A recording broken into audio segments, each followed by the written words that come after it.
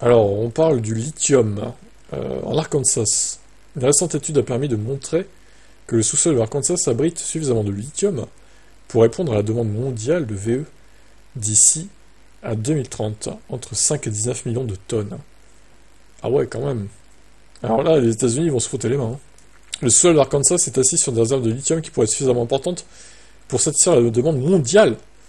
Mondiale en plus, pas que les US. Le monde entier. Entre 5 et 19 millions de tonnes, ça suffira à fournir 9 fois la quantité de lithium nécessaire pour la demande mondiale en 2030. Considéré comme l'or blanc de l'économie verte, le lithium est un ingrédient clé pour la fabrication des batteries. Alors que l'administration Biden tente de faire de l'électrification une priorité, cette découverte tombe à pic. Les réserves de l'Arkansas pourraient permettre aux États-Unis de disposer de tout le lithium qu'ils auront besoin. Mais pour l'atteindre, il va falloir innover. Le lithium est un matériau essentiel à la transition énergétique. L'exploitation de cette réserve pourrait avoir des implications pour l'emploi, la fabrication et la résilience de nos chaînes d'approvisionnement, a déclaré David Applegate, directeur de l'USGS, dans un communiqué de presse officiel. La présence de l'or blanc dans les profondeurs de l'Arkansas est le résultat d'une mer disparue. Il se trouve que cette zone est aussi un site historique de production de pétrole et de gaz. La saumure, riche en lithium, était jusqu'ici considérée comme des eaux usées provenant de l'exploitation des combustibles fossiles. Avec cette découverte, l'entreprise ExxonMobil est prête à bondir. La société prévoit de commencer la production en 2027 et a déjà foré des puits d'exploration. Ah bah ExxonMobil, ils vont se mettre à l'extraction du lithium maintenant, après le pétrole, hein. Ils vont se frotter les mains, eux, hein. Dan Amman, président de la division Low Carbon Solution chez ExxonMobil, précise que nous disposons d'une ressource intéressante.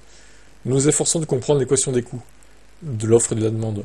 Mais pour extraire le lithium, la firme ne sait pas encore quelle approche adopter. Elle pourra utiliser une technique de forage traditionnelle pour atteindre l'eau salée piégée à 3000 mètres sous terre. Ah ouais, 3000 mètres, ça fait 3 kilomètres. Oh, c'est énorme.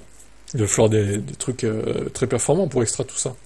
L'autre option serait de mettre au point une nouvelle technique appelée Direct Lithium Extraction, pour séparer le lithium de l'eau à l'aide de solvants chimiques ou de filtres.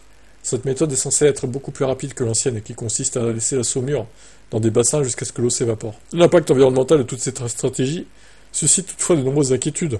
Quoi qu'il en soit, l'hypothèse d'une production aux États-Unis pourrait changer l'équation mondiale. Aujourd'hui, la majeure partie du lithium provient d'Australie, d'Amérique du Sud. Mais comme le précise l'USGS, le potentiel de l'Arkansas dépend encore de la possibilité d'exploiter commercialement des réserves de lithium. Les géologues ne sont pas encore capables de dire ce qui est techniquement récupérable. Fin d'article. Ok. Bon, ah bah, affaire à suivre. En tout cas, il y a une réserve incroyable de lithium, quoi.